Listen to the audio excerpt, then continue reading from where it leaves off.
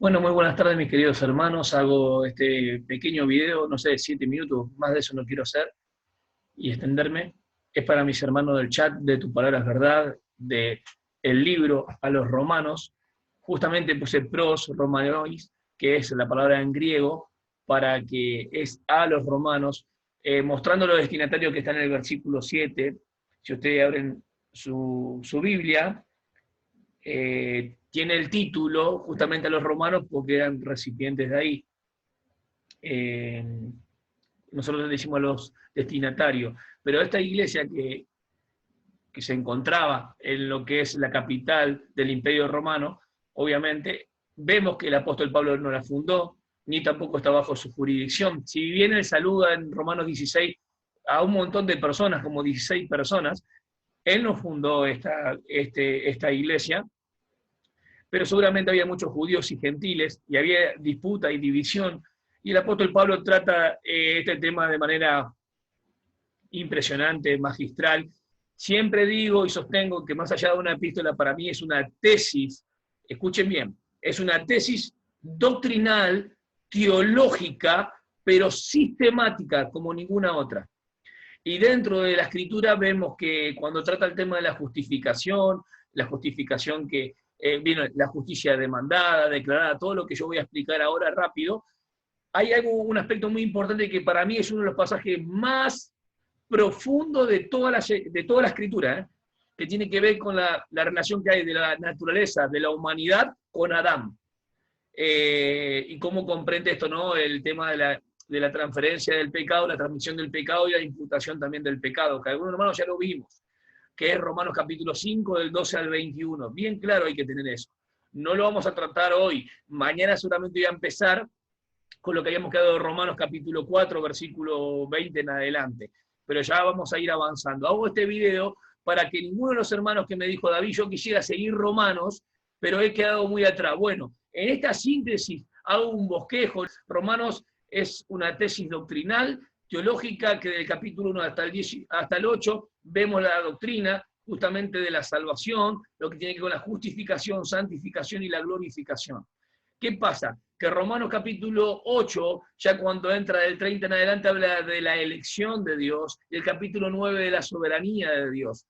El tema que capítulo 9, 10 y 11 inclusive, tiene que ver con dispensacional, porque el apóstol Pablo ve cómo está el endurecimiento. Si bien Israel fue elegido en el pasado como pueblo de Dios, lo que está sucediendo hoy con Israel, el endurecimiento que hay, pero también está viendo cómo los judíos pueden pertenecer, los escogidos por gracia dentro de lo que es la iglesia.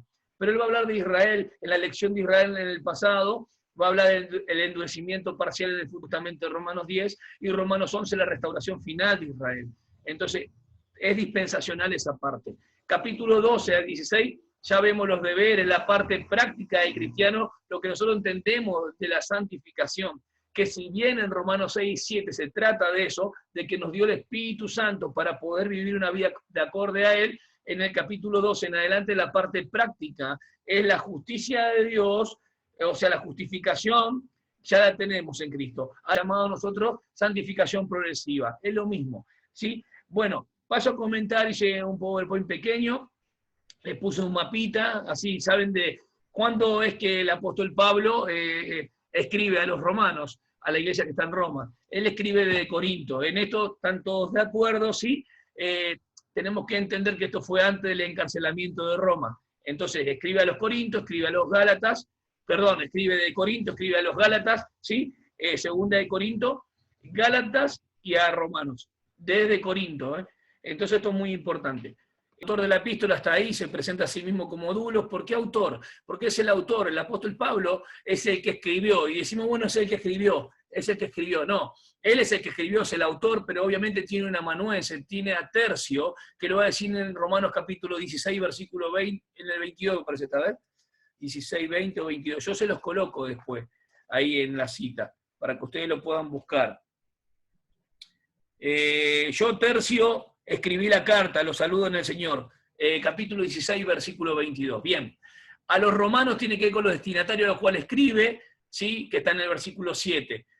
La importancia que habla de la justicia de Dios en toda la epístola, en toda esta tesis tan grande, no tan magna, y lo va llevando estos asuntos de una manera sistemática, hablando de la culpabilidad que hay en el hombre, tanto presenta a los gentiles, presenta a los judíos, ninguno califica, están todos separados de Dios, y muestra la justificación solamente por medio de la fe. Yo voy a leer un versículo para que ustedes puedan meditar.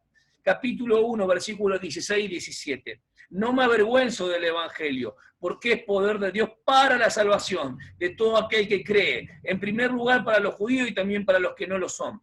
Porque en el Evangelio se revela la justicia de Dios, que de principio a fin es por medio de la fe. Tal como está escrito, el justo por la fe vivirá. Este es uno de los versículos clave, hermano, versículo 17, justo por la fe vivirá. Se origina en Dios y se sigue dentro de esa fe de principio a fin.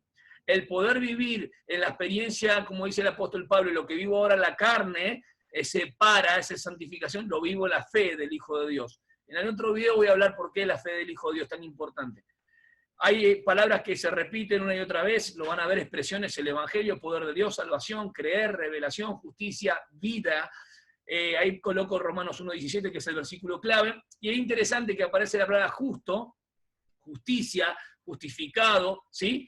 Justo cuando declara justo es el acto de Dios. Justificado, real, justicia, sustantivo, justificado sería el adjetivo, ¿no? Y declarar justo, ¿sí? Justificar sería el verbo. Eso lo van a encontrar en cualquier diccionario que tengan a mano. Acá un breve bosquejo, le coloqué en paréntesis algunos detalles importantes para que ustedes lo puedan ver. Está bien simple hasta donde fuimos y estuvimos viendo, hasta Romanos capítulo 4. No coloqué Romanos capítulo 5, que tiene que ver con los beneficios y después los resultados, que voy a hacer un video aparte. Coloqué un mapa hablando que es del tercer viaje del apóstol Pablo, y a finales del tercer viaje puede ser que él escribe esta carta, ¿sí?, a los romanos. Ahí ven todo el recorrido del apóstol Pablo. Ustedes pueden detener el video, no irá más.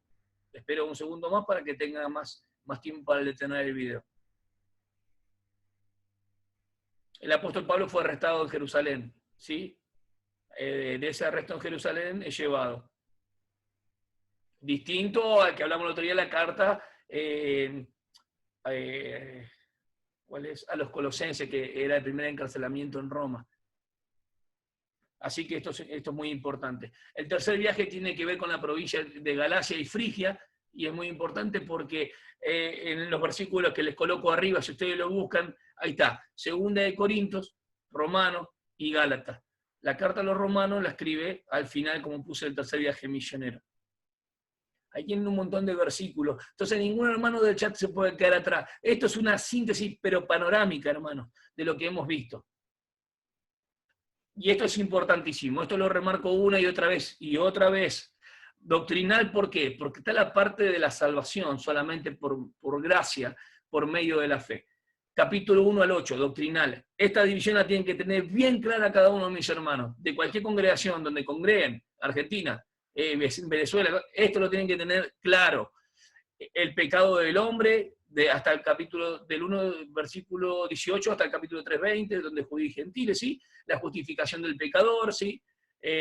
Después tienen el pecado, cómo se muestra de ese capítulo 1:18, y dentro los detalles que va, tanto los gentiles culpables, los judíos culpables, están todos bajo condenación. Bien, la salvación, ¿cómo viene? Primero, se declara todo y se demanda la justicia por la causa del pecado. El pecado tiene que ser quitado, tiene que ser removido, tiene que ser pagado, ¿sí? Porque hay consecuencias para el pecado. Entonces viene la salvación, la justicia que se declara del capítulo 3 hasta el 5, la justificación que deviene de esa justicia de que Cristo se puso en medio, la justificación ilustrada en Abraham y también el testimonio de David, que lo comento más adelante, y la justificación explicada de cómo es que resultó. Somos justificados por la fe. O sea, por la fe tenemos paz para con Dios. Y después habla de los resultados que viene, ya en el capítulo 5, versículo 12 al 21, que hablamos del pasaje tan profundo de Romanos. Y para terminar, le coloqué un montón de palabras, que ustedes ya las pueden tener en los diccionarios. Acá se le puede añadir un montón, hermano. Hamartía, por ejemplo, en cuanto al pecado, cerrar al blanco, ustedes lo saben. En gracia de favor inmerecidos está bien. la ley son los mandamientos dados por Dios, la ley es espiritual, para hablar después de Romanos capítulo 6 y 7 es importante entender cuando habla de la ley de Dios, que es agradable, es perfecta, y cómo va en contra del hombre viejo y todo lo demás. Propiciación, gilasterion, apolutrosis, son todas doctrinas impresionantes. Ahí tienen alguna definición, algún significado, y pueden agregarle varios más. Y atrás les puse en más grande, justicia, salvación y pecado. La justicia demandada de Dios, dikaiosune, soteria, que es salvación, no solamente liberación, sino preservación, ustedes ya lo saben, y pecado, que es el gran tema. El gran tema romano, justamente cómo se resuelve el tema del pecado. Así que bueno, les dejo un gran abrazo, espero que sigan adelante. Yo quiero solamente significar algún aspecto importante en cuanto a la característica, porque,